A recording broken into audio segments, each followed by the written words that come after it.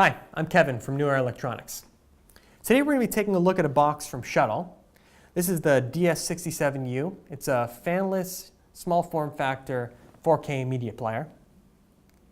So this box is targeted towards the digital signage industry, although I think you'll find as we go into the details of this box as product specs, and when you consider the fact that it has a relatively low price point among embedded boxes, you'll find that it's actually quite suitable for several different applications.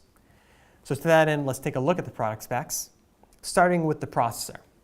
So in terms of processor, this thing has Celeron 3855U. So that's in the Skylake U platform. That means it can support 4K video playback and dual independent displays. It's very low in terms of power consumption because of that, the fact that it's on the Skylake U platform. But if you need a little bit more in terms of compute power, it's worthy of note that this box comes in 3 additional other SKUs, which come with i3 processor, i5 processor, and i7, all still on the Skylake U platform, so you're still getting that dual display, 4K, and low power consumption. So let's take a look at the rear I/O here. So initially, taking a look, first thing we can probably notice is there are 2 LAN ports. That is very useful for several applications. It's unfortunate a lot of boxes don't come with more than 1 LAN port. It's becoming more common though, which is good because it can really bar an otherwise perfect box from whatever application needs it. We also have 2 Wi-Fi antenna fixtures right here.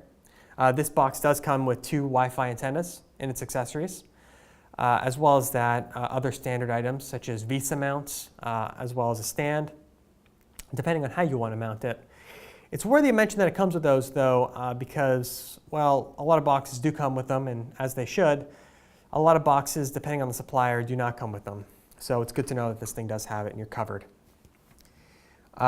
Taking a look at further I/O, you can see there's a display port here and an HDMI port. So that's where you're getting your dual independent displays from. You have a mic jack and a headphone jack, as well as 2 USB 2.0 ports. You have your DC in here for the power, and then you have another external power header here for whatever application you kind of need to use it for. And as we were talking about mountings earlier, kind of depending on your application, you also have this other extra level of physical security, the Kensington lock. Depending on where you're deploying it, you might want to use that.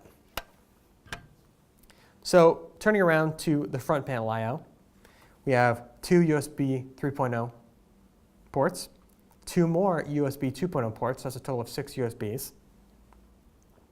You have your power on button. You have an SD card reader, and you have 2 COM ports.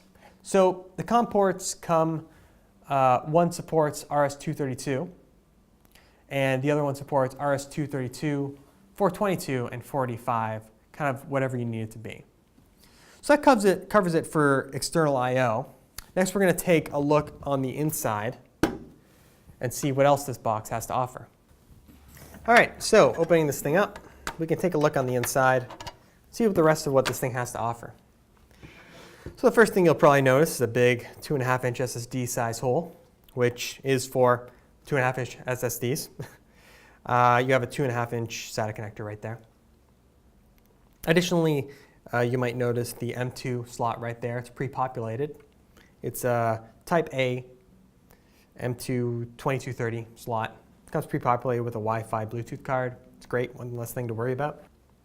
And in addition, you have another M2 slot right there. So that one is a Type M 2242 slot. It's for additional storage options. So if you want a smaller form factor, different speed, you can make use of that.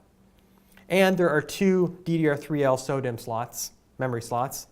Each one supports 16 gigs of RAM. So that covers the internals. Fairly simplistic, but covers most of what you'll need.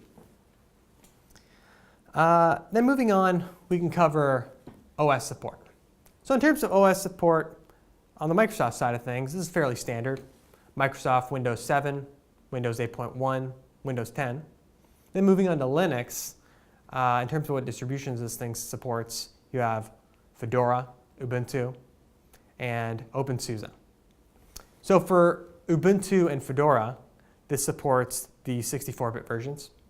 And for OpenSUSE, it supports the 32-bit and 64-bit versions.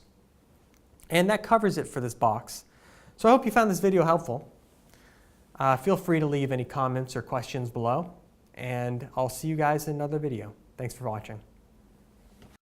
This video is presented by NewEraElectronics.com. For more info on related topics, check out the New Era blog.